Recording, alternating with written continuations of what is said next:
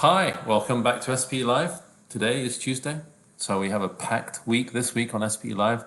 So today we are returning to the theme of data analytics and artificial intelligence and looking at how AI is used in a relatively everyday activity and elevating the results and operational efficiency in this case. Something as simple as rig scheduling. Why should you care? It could save you millions and improve resource management, efficiency, operational speed and agility. My name is Nils Korgesenlo. It's my great pleasure to be your host for today. And SPE Live is in part made possible by sponsorship from the SPE Foundation. Now, if you're new to SPE Live, check us out on social media, #SPE Live, or find us on spe.org. And whilst you're looking at a few things, if you missed SPE's annual technical conference, the virtual 2020 ATCE, that was last week, there's still time to register and view all its contents on demand at your leisure.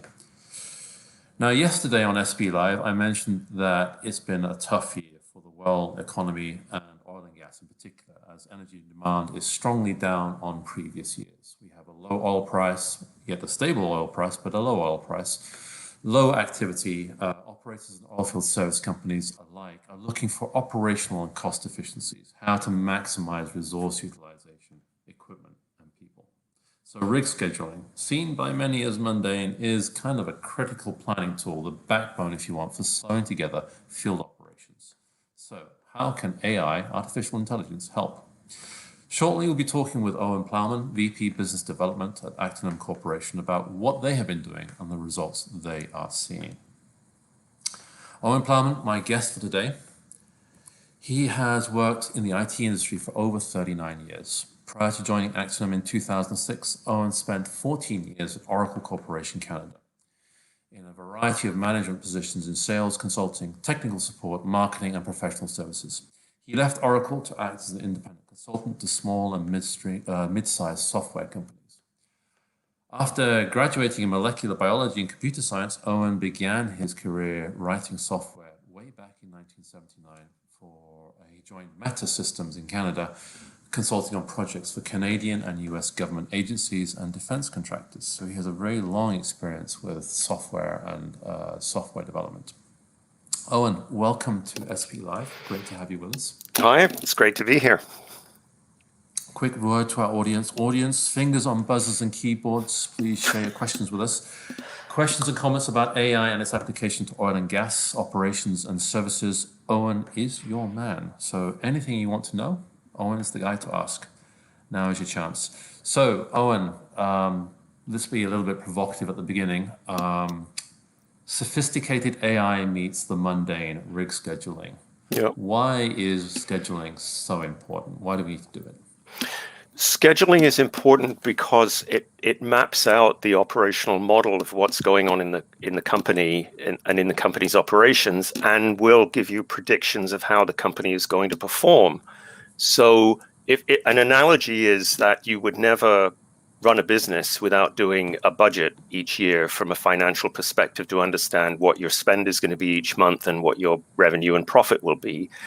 And you really want to understand how your resources are going to be used to complete the tasks that are important, that make the company work, that make the company go, and how that works over time, what it's going to cost for those operations and those resources, and what other things have to happen, such as material use, which you have to pay for all your materials, and what sort of production you're going to get. And then if you understand that on a timely basis, you can multiply that by the expected price of oil, and it will tell you what your company's going to make. So it really models your company in a way that allows you to predict performance and decide what to do at any particular point, given market conditions. Yeah. Exactly. So really fundamental in essence in terms of running your business. So budget, resources, logistics, production, scheduling. So since 2006, since you've been in this part of the business, how have you seen things change and evolve with respect to scheduling over time? Well, that's a really interesting question, because when we started doing this, we were very fortunate. We got a large national oil company as a customer back in 2006. And then it went very quiet. And what would happen is that we would show up companies in Houston, and we would run a demonstration, and we finish up, and people would say, "Well, that's very interesting. Thank you very much." And that would be an implicit invitation to leave, and we would say, "Would you like to try the software out? Would you like to run a pilot project and see how this works?" And the answer would be, "Oh no, we're absolutely fine." We think that that's because everybody was making quite a lot of money. So whether they were having a bit of sort of waste in their operational cycle wasn't really important. The sea change happened when unconventional drilling took off, and that meant that instead of drilling, say, 35 wells a year, you could drill 100 wells a year with a lot of moving parts, a lot more resources, things to coordinate. And if you don't put a decent schedule in place, then you would have complete chaos. There's also been, I believe, a sort of enlightenment in the industry that this is a really important area because, as I mentioned earlier, it maps out how your company is going to perform. So we've seen an increasing level of sophistication, and a very simple example is that in 2010, say, everybody would be scheduling just using resources, activities, and dates. So you'd say, I'm going to build a pad, I'm going to drill 4 wells on that pad, and I'm going to frack those 4 wells, and this is the timing. And now what we're seeing, and what is increasing, is more sophistication in the other aspects of operations. So I'm going to do all this stuff, but I want to make sure that as I move my rigs around, I take the shortest path between pads, and I don't have lots of zigzagging and redundant non-productive time going on where rigs are moving close to each other's origin point, right? They pass on the road, and one is going within 5 miles of where the other one started. We're seeing more incorporation of cost factors. We're seeing much more interest in assigning production curves to the wells so that as they're put online, you can predict what the output will be, and you can then generate a forecast. So there's been a sophistication in the kinds of things that are scheduled, and there's obviously, and we're very happy about that, a sophistication increase in the kinds of tools that are used. Everybody, when we started, was using things like Excel. There were even some operators using PowerPoint because you can draw pretty boxes easily. But managing a schedule like that is a bit of a nightmare. So we're seeing that people are starting to pay attention to what other kinds of tools are available. Yeah, absolutely. And sort of, as you say, that sophistication in operations has been a real significant factor, I guess. And you mentioned the unconventional operating space. I mean, it's really a factory. So logistics is a critical part of making unconventionals efficient. What about sort of, as we sort of look ahead, we're expecting, an increase in activity offshore. So the rig scheduling is different. What are your thoughts around that? I mean, obviously pricing and costs are higher offshore. Is it still relevant there? Yeah, we've actually in the last couple of years started being successful with some offshore clients in the Gulf of Mexico, and we have some things going on internationally now with some national oil companies. And again, the interesting thing there is not only modeling the drilling operations, and they do it in a slightly different way to what happens onshore, and I'll talk about that in a second. They're not only modeling drilling and completion and so on with much higher levels of cost, they're interested in things like logistics. How do I maintain a materials pipeline that feeds my rigs in a timely manner and does just-in-time delivery of materials? How do I mobilize my supply boats and dive support vessels, and in some cases completion barges, so that they arrive at exactly the right time and I can share them across my entire asset in a way that makes sense, so I don't overbuild my infrastructure, as it were. The point I was making about drilling is that normally what we see in the onshore world is that a well is drilled and drilling is one single activity. And in the offshore world, they will break that drilling activity down into the different stages of drilling the well. So setting the conductor, installing the risers, drilling the large, and then down to the small well bores. And the reason that that's done is because of the integration with material requirements. So you want to make sure you have the right amount of casing at any given time, and there are limits on that. And there are also limits on things like the places on board on the rig. So while you're carrying out your operations, you have people coming and going on the rig to perform maintenance and other activities, and you're limited in the amount of bed space you can have. So there's a lot of interest in scheduling around that kind of thing. And if you try to do that with unsophisticated tools, it becomes a complete nightmare. Yeah, I think before, when we were talking before the program, I think we're joking around air traffic control and scheduling and that. It is a sophisticated operation, air traffic control, and just as you mentioned now, rig operations are not that different. It requires a lot of logistics, a lot of last-minute logistics, because space is at a premium. Yeah. Now you mentioned, people using different types of software and the interest in more sophisticated software. So what have been some of the sort of classic softwares used, like Excel, and I think you mentioned PowerPoint earlier. What do those look like? Yeah, PowerPoint, I actually came across a company in the last couple of years. If I told you the name, I can't tell you the name, but you would be incredibly surprised that a large, sophisticated company would be using PowerPoint to schedule its drilling operations, but they were in one particular asset. So the typical things are Excel, and then Microsoft Project, Oracle Primavera. Those will be the kinds of things that we see. And we always have a bit of an education process to go through when we talk to customers about using those tools, because those require a great deal of manual effort to keep up to date. I think we have a slide which shows a Microsoft Excel schedule, and maybe we could show that. Yeah. So this is an Excel schedule that actually was given to me about 3 years ago by a large, by a super major. I've changed all the dates and the names and the rig names and everything else so that I'm not showing you any confidential data, but the format represents what I got.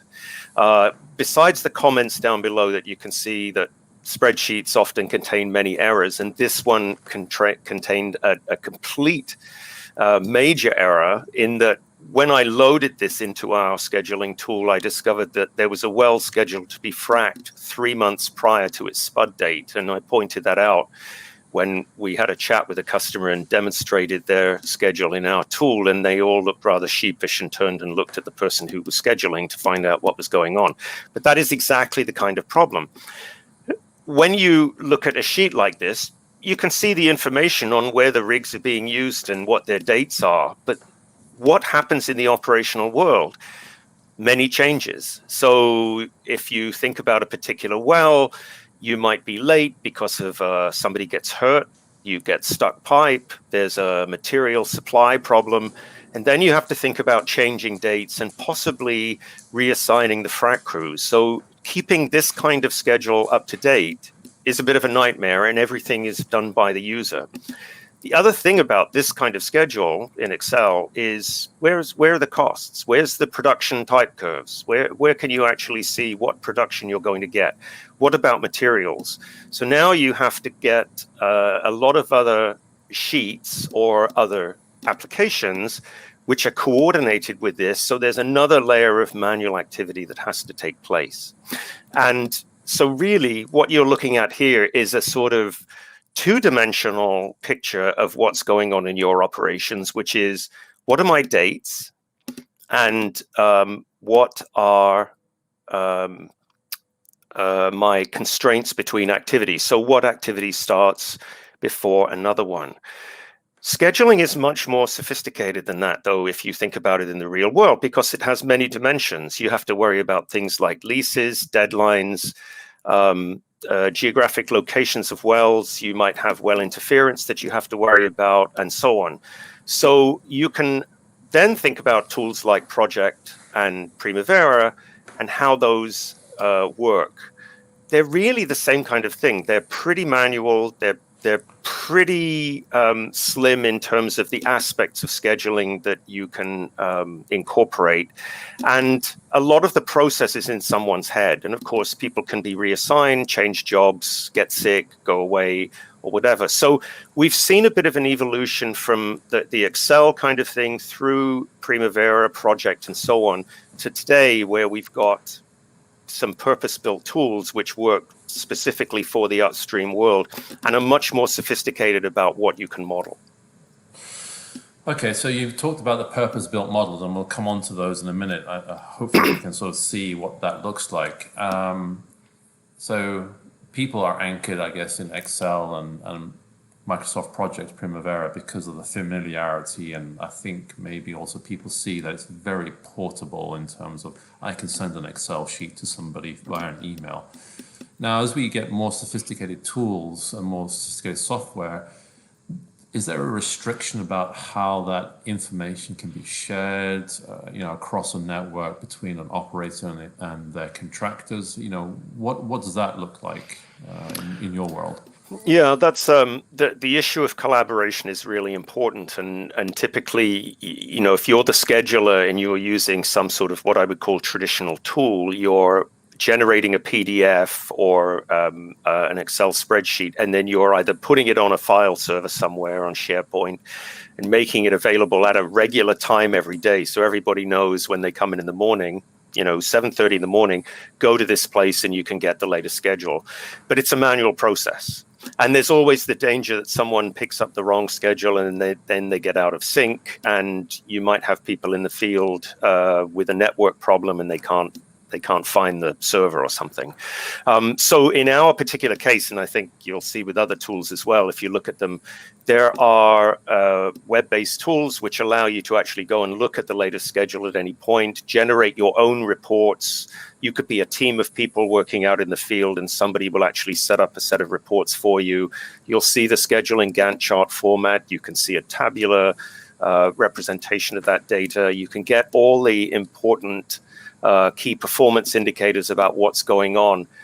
And more importantly, you can also provide input back to the master scheduler who may be at a head office somewhere. So if you're out in the Permian and you're actually on site and you know what's going on with drilling, instead of making phone calls or sending emails back to the scheduler in Houston or wherever they are in Midland, you could actually use the collaborative aspects of the tools to inform them and perhaps have a discussion about what's going on and why drilling is delayed, or you're going to be early in fracking or whatever. So collaboration is very important and is much more sophisticated with today's tools. Yeah, that collaboration piece. I mean, you mentioned, discussing between teams about scheduling, and each rig has a morning meeting where they discuss the upcoming day's operations. So, audience out there, I know a lot of you are field operators. Also, some of you are in the office. So, what are your thoughts and comments? Experience with rig scheduling and similar logistic types of operations that we're talking about at the moment? Please share. Owen, now you talked about an aspect of, there's still a lot of manual work that goes into scheduling. So I think one of the sort of advantages that you have with your software is that you have this automated automated optimizing, right? Yes. Can you tell us a little bit about that, please? Yeah, when we started, we set out to achieve certain goals with our software, and one of the major ones was to take the burden off the user of the sort of routine, mundane tasks of managing the schedule, but also not to displace the scheduler with their expertise and knowledge. So we wanted to build a tool that had what we call a two-expert approach.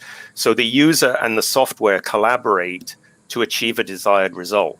The computer's doing all the hard work of assembling the schedule, and the user then can exercise their judgment and expertise and knowledge of what's going on in the operation world to adjust it and manually adjust it as you go forward, subject to the constraints in the operational world.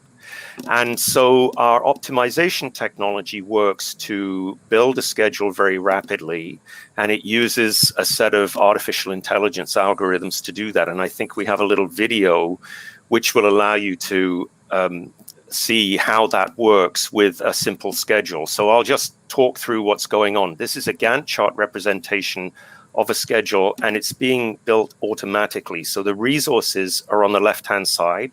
You can have any kind of resource that you wish, and any kind of constraint, and any kind of activity. And this is running in real time, so it's not speeded up, but I think it's got something like 700 activities. And we have started from nowhere, and we're saying to the optimizer, build the schedule and get it to maximize production at minimum cost. So there are multiple different views. We just switched to a view based on pads, and you can see, or this one is based on wells, and you can see activities moving around as they're being scheduled. And the ability to slice and dice the data is very important, because one of the big issues is cycle time in the industry. That is, what is the gap between spudding a well and actually putting it online? This is the pad-based representation. And where you see on the left-hand side the pink and red, that's giving you an indication of where your cycle time is good and bad. So the red one says there's an enormous gap between spudding the well, spending a lot of money drilling it, and then putting it online several months later. Now, the optimizer is going to try to fix that and squeeze everything together as tightly as possible, subject to constraints of equipment availability and so on. So you may end up with cycle times that are long, but that might be just because you don't have enough frac resources available. The point is that many of our customers have used the tool to actually investigate things like cycle time and improve it. And they've told us, we can't do this in any other way. And when we run the optimizer, it speeds everything up. So we could sit there for a week trying to improve cycle time, and we can use your optimizer to do it in a few minutes. So there are significant savings, obviously, because you want to get the wells online and get to first oil as rapidly as possible. So that's what this little video is showing, how that works. And we've got not only drilling and fracking, I think there's pad construction, pipeline and facility construction in here as well. And they're all coordinated, so things are done in a timely manner. And you're not, for example, building a pad and then a year later you come along and start drilling it. You're trying to make sure that everything is sequenced appropriately. And with 700 different activities and a lot of different resources, that becomes extremely difficult with a manual tool. Yeah, I mean, absolutely. I mean, I can see that from that graphic there, how sophisticated and fast it is. So, I mean, that is in itself just really mind-blowing. You mentioned there about, I guess, compressing the cycle time from start to finish. What we've seen in the last year is, a lot of wells being drilled and then completion being deferred because of the low oil price. So, are you able to manually intervene in the software and say, actually, because you mentioned earlier, it'll highlight and flag gaps in the cycle time. Can you sort of intervene in that and say, this is okay, I want to do it this way? How much interactivity do you have? Yeah, well, the optimizer will enforce constraints that you place in the model, and it sounds perhaps complicated because you can have many different kinds of constraints, but it's actually a fairly simple process. The optimizer will never override hard constraints, but the user can do what they wish. So they can make mistakes. They could, for example, inadvertently assign a drilling rig to do a frac job, but you'll immediately get an alert that kind of thing is happening. But you can rearrange the ordering of activities if you wished. If the optimizer says you should drill a well in the middle of 2022 and you say, no, that well should be drilled earlier for various reasons, you can move it. You can just slide it in the Gantt chart, drag and drop scheduling, and you'll see what the implication of that is on production and costs when you do it. I think bearing in mind that it's important to have an integrated schedule where all different kinds of activities are placed in the same schedule, so you have a sort of single source of truth about the company's operations, then you can get fairly sophisticated with optimization objectives.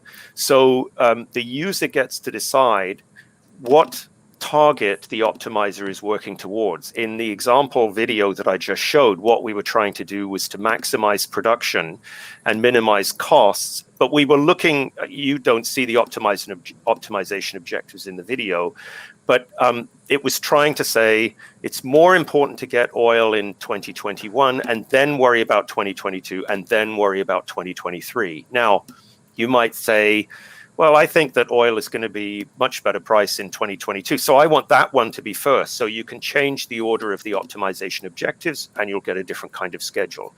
You could also say, and this is what happened in March this year when we had an oil price crash, I need to run a bunch of scenarios. I've got to shut down drilling as rapidly as possible. And then I'm going to have a bunch of drilled uncompleted wells. And at some point, I'm going to have to start completing those wells and recommence my operations. So you want to run many, many scenarios in a short period of time to figure out what is the best course of action. If you could imagine trying to do with that Excel spreadsheet that I showed earlier, it's a completely mind-blowing task to try to do that. And we had a company tell us that it took 2 weeks to get a scenario worked out. And that should take minutes to do so that you can make informed decisions very rapidly. So the user always has the opportunity to influence how the optimization is working to suit particular conditions, either in the operational world or in the industry in general. So depending on what you think the price of oil is going to be, how your company's doing, what's going on, whether you're incorporating additional acreage and you've got more wells to drill, you can change the optimization objectives to suit whatever is going on at any point in time. Yeah, absolutely. You just mentioned there sort of, I guess, sort of field development strategies, M&A, prospect evaluation. People can use this software to say, okay, what's my return on investment if I buy up this prospect or whatever, and look out or check out the scheduling, when can I get my return on capital, right? Yeah, definitely. Now, a lot of data, as you mentioned, behind this. So talk to us a little bit about how much data is being incorporated and how you incorporate it into the model. And maybe also tell us a bit about the difference between AI and machine learning that sits behind this. So let's talk about the data first of all. We can accommodate as much data as you wish. And what we generally tell our customers, and I think this would go for any purpose-built tool, is that the journey towards truly effective scheduling is a bit of an evolution. And by saying the word journey, I mean you go through a series of steps and it takes time. So we strongly recommend to our customers that they don't try to put together an implementation project which takes perhaps 6 months and then releases the software in a sort of big bang approach with all the bells and whistles that you could ever want, because it overwhelms the users. If you can imagine going from an Excel spreadsheet to a more sophisticated world with an optimizer and a lot more information, it can be completely overwhelming. So we generally tell people, look, bring data in and exploit that data as you schedule in a graduated way over time. So you might start by taking whatever existing schedule you have and loading it into a more sophisticated tool and just worrying about scheduling the resources and activities and dates. And then after a couple of months, when you're used to the tool, you might start adding cost information and things like production curves. So where do you get that information from? Well, you could grab it in the US, you could grab the type curve information from a tool like Aries, for example, or you could use Mosaic or Peep. So there are integration mechanisms to go out and pull that data in whenever you wish, and then you aren't trying to maintain it in a tool. It's done automatically for you. Similarly with cost information, that could be in some external, depending on the size of the operator, it could be in external spreadsheets. You can import those, cut and paste if you wish. You can also link to other tools like SAP. And if you want to bring actual data in, so you want to not only model the ideal plan, but you want to see what's going on in the field and how does that relate to my baseline plan, you can bring actuals in from other tools like OpenWells and WellView, and then you can use the scenario capability, for example, in our tool to actually look and say, what's the difference? How have I been doing? Where are the deviations? I expected, for example, in this area, I'd be finished with all the pads, and yet I seem to be a month late. You can go back and do some root cause analysis then. So sorry, I ramble a little bit, but I think the main point is we can accommodate whatever data is desired to assist in scheduling. And we do that in a graduated manner. So nobody should think I'm going to be completely overwhelmed when I start this, because we work with you to say, when is it appropriate to bring this data in? Yeah, I hear what you're saying there. I like that idea of graduated manner, as it's sort of, we've heard a lot in the past in SP Lives about how digital transformation projects fail. They're successful in a pilot, and then scaling up is always a difficulty. So what you're talking about there is how to scale up successfully and gradually bring in more sophisticated or additional data into the tool to sort of really benefit from, cost analysis, production analysis, etc. I'm wondering, can you use the tool for like KPIs, so key performance indicators? So if you see that, the tool's giving you an optimum schedule, something changes, or you get a delay in a particular rig or activity, can you sort of see the delta? So this is what it was, this is what it's become, and then from that difference actually begin to sort of get scoring around performance. You look at particular crews or particular rigs, particular activities that may be an inefficiency in your system. Yeah. I wanted to come back at some point to the question about AI versus machine learning as well. I forgot to talk about that. But yes, well, in terms of KPIs, our tool has over 100 KPIs built in. If you don't have the data to support them, you'll get a zero value. But when you start to add the appropriate data, you'll start to see. So you can monitor and optimize on delays, for example. You could set whatever KPIs you want. It's all user or organization defined, and we show you how to set that up as we implement the tool with you. And we stay in touch with our customers as well on a regular basis. So we have monthly calls with all of our customers where we talk about other things they might want to do or answer questions that they have. We also have an expression language built into our product, which allows you to generate any kind of KPI that you wish, as long as you have the data. So if you want to monitor something that's not in the 100 or so KPIs that we already provide, you can set up a very complex expression to do a calculation on the fly. You could even use that for optimization purposes, but you can certainly report on it and disseminate the values of the KPIs to all of your collaborators. Does that answer your question? Absolutely, yeah. No, that's exactly what I was looking for. Now, let's go back to that question about AI and machine learning. You mentioned this is AI based. What's the difference between that and machine learning? Right. So we currently don't incorporate any machine learning algorithms into our software. We are purely the artificial intelligence end of the sort of spectrum of AI and machine learning, and they meet at some point. So we're all about what are the algorithms that can be used most effectively to find a good solution rapidly. So we're often asked, for example, how do you know when the optimization is finished? If you take a big project and you start the optimizer, do I run it for 4 hours? And that's not the way that we work, because in the operational world, it doesn't make any sense. You can generate, you could, for example, start the optimizer and go home at night and come back in the morning, and you would have an extremely highly optimized schedule. And then the first thing will happen is that something will go wrong in the operational world, whether you have an equipment breakdown or a weather-related problem, and that schedule becomes worthless. So we're all about finding a feasible executable solution that suits your purpose extremely rapidly in minutes. The machine learning part, we've put on one side. we did have a project with one of our development staff a few years ago, and we still have all the code lying around, and it would probably be applicable in other areas. So in shutdown or turnaround scheduling, where there are thousands and thousands of activities and all sorts of different data and resources floating about, where you're shutting a plant down for a month.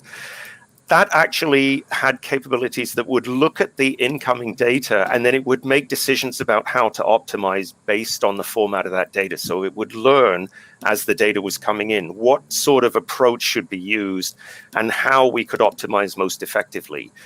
In the world of drilling, things aren't really that complex, and so we have some predetermined flavors of optimization algorithms which work in combination to optimize.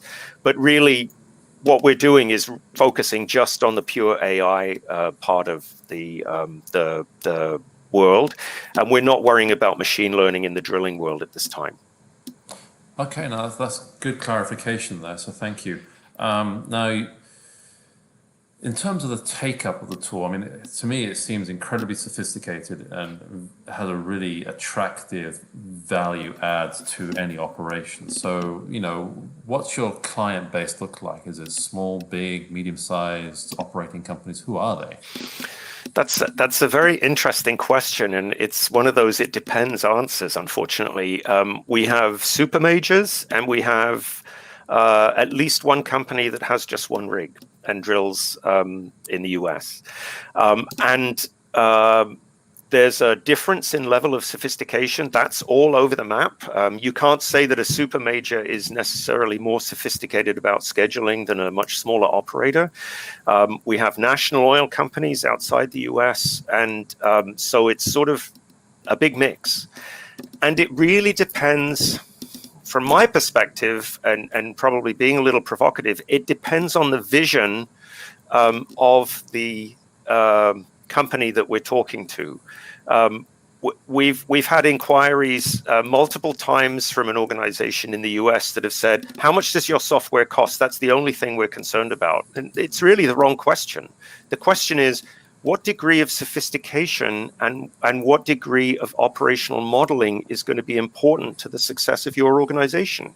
And our small operator, for example, with one rig, they absolutely rave about our software because it's helped them keep their operations going and stay the course during the worst industry downturn I've ever seen. And here they are, they shut down drilling for a while, and now they've started up again, and they're talking about acquiring additional licenses because it helps them so much with different aspects. The other thing I think that's important is the sophistication of planning versus scheduling. Now, if you think about those two areas, planning is long-term, long-cycle stuff. What am I going to do over the next 5 years? With my assets, how many wells am I going to drill and where? And then scheduling is how I'm actually going to do that on a short-term basis. So in the next year, which wells am I going to drill and how many resources do I need and so on?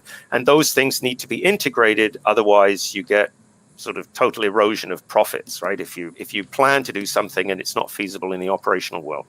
Where there's a bit of a blending now in the tools between the planning and operational side of things.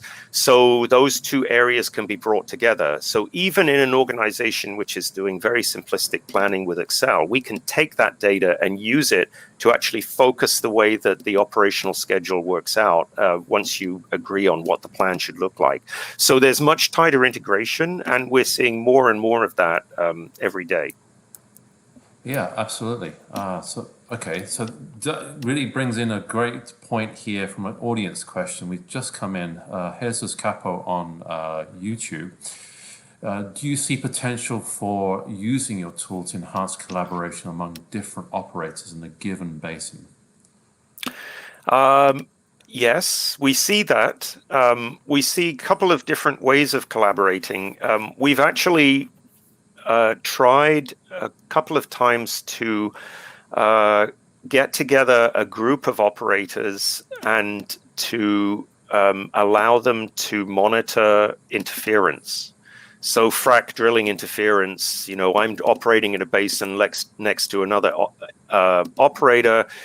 they're drilling wells, I'm fracking wells, I don't want to interrupt them, I've got producing wells, they don't want to interrupt me. So we had a bit of a development initiative to put together a tool which would allow them to collaborate, as was asked in the question, without breaching any confidentiality.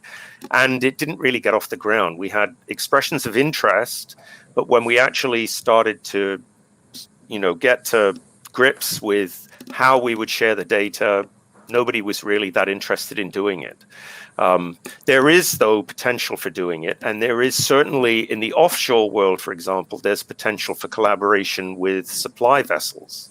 So we are working with an offshore logistics provider right now who has a fleet of supply vessels and has to service multiple clients. And so there's got to be a sort of rationalization of how the vessels are used to service particular platforms out in the ocean so that everything is done in a coherent manner at cheapest cost.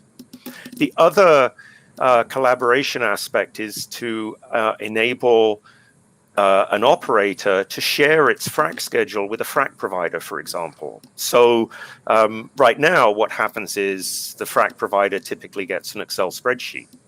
But you could provide the frac service provider with a restricted view of the schedule using the collaboration tools so that then they could actually see what am I doing for my particular customer X versus what am I doing for customer Y? And they always get the up-to-date schedule as things change. They're on the ball, and they don't have to do a lot of manual work taking schedules and mashing them together. It's all done in the tools. So there's potential for doing that. We've actually talked to a couple of frac providers about that kind of thing, but it's on hold because of the industry situation right now. That's really interesting what you're saying there about sharing that scheduling information between operator and, in this case, frac provider, that service, oilfield service company. So that leads me, based on that previous question from Jesus Capo, leads me to the question of, the gig economy. So potentially, could you, in the future, have a situation where service companies, small service companies, medium-sized service companies can bid on work based on an activity schedule being shared for, it could be a particular operator in a particular basin or multiple operators in the same basin, having similar activities, but, sharing the schedules in a way so that people can bid on work. Is that a possibility? It's certainly a possibility.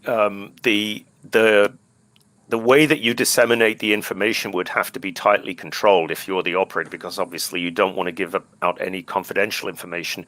But there's absolutely no reason why you could not build a platform which enables that and allows, as you say, people in the service business to look and say, I could do this, and I could actually keep all my crews busy in this particular area at any given time.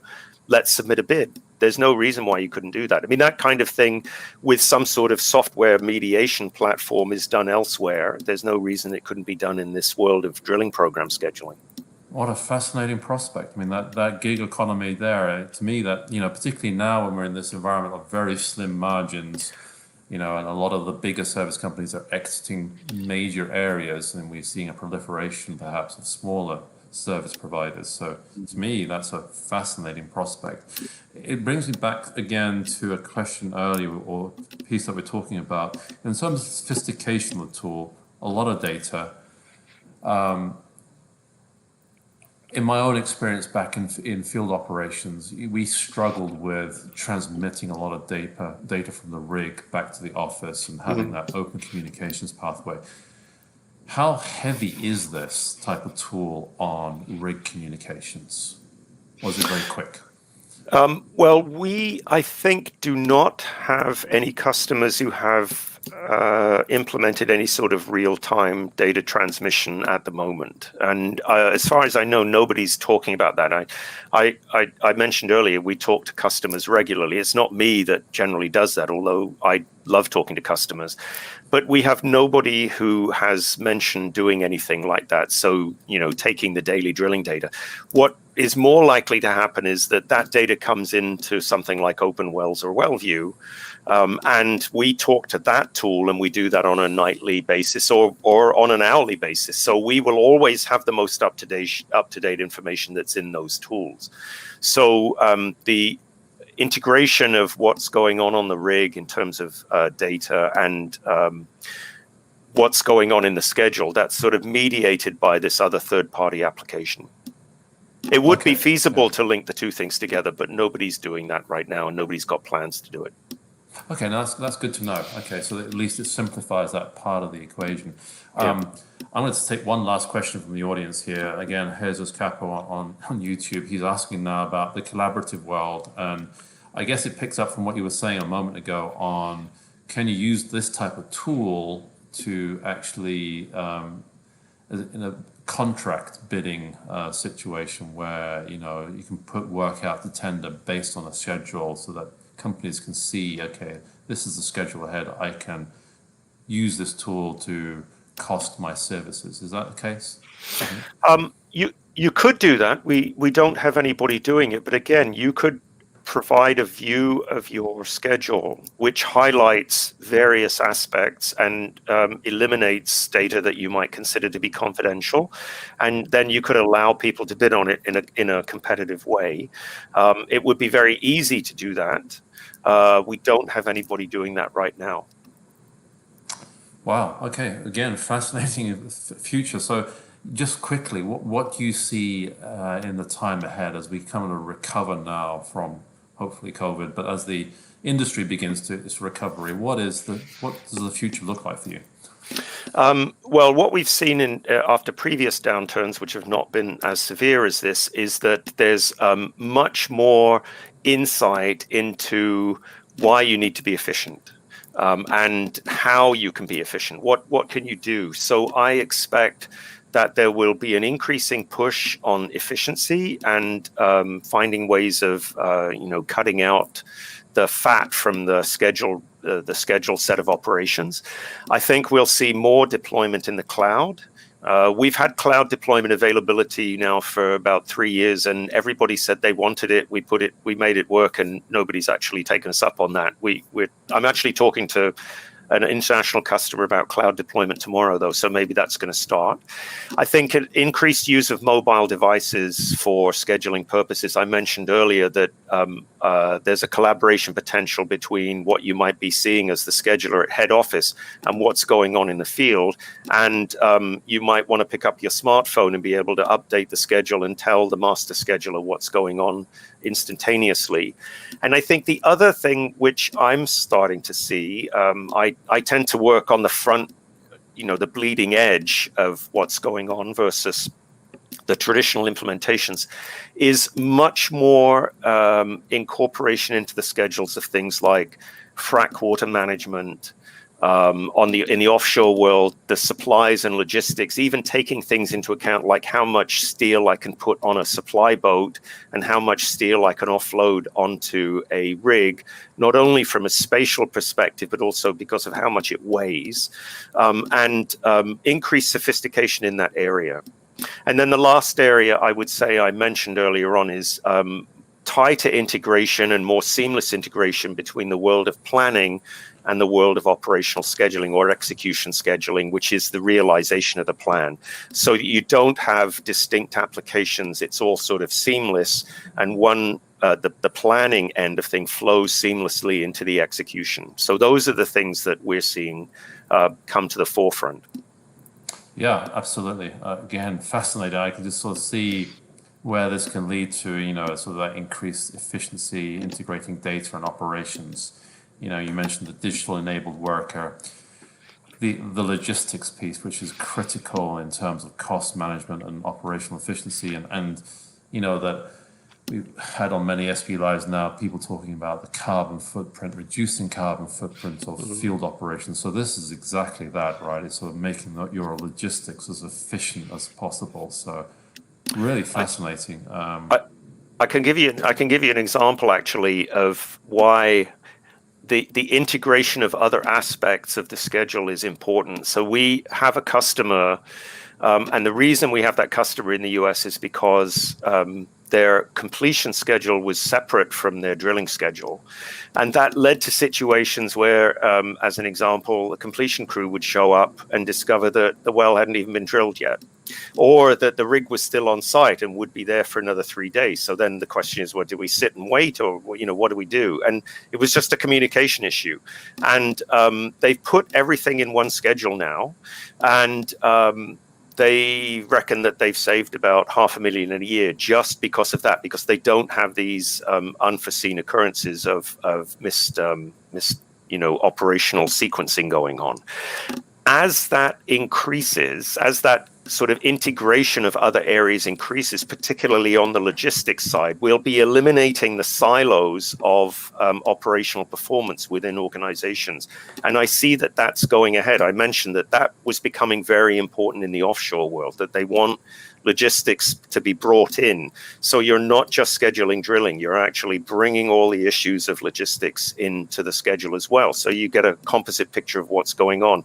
So that kind of sophisticated use will increase in the months to come, I think, in the years to come, and it will really pay off. Yeah, I couldn't agree more with you. And interesting that you're mentioning the offshore supply boats. My experience of unconventionals in the US, for example, very heavily reliant on truck traffic, and there's significant inefficiencies in truck traffic. So, just being able to reduce the number of trucks on the road and making them more efficient in their deliveries, very, very promising. Owen, exactly. It's been fascinating talking to you. So thank you very much for sharing your insights on AI and rig scheduling. It's been really, really interesting discussion. So thank you for your time. Audience, thank you for all your comments. There's been a lot of chit chat. I'm glad to see that you're all saying hello from various parts of the world. So thank you very much for that. Thank you for your great questions as well. These are specifically good questions from you. Thank you. So thank you very much, Owen. Been great talking to you today. Thank you. I enjoyed it. Thank you very much. Great. Thanks. Thanks. Bye-bye. Bye.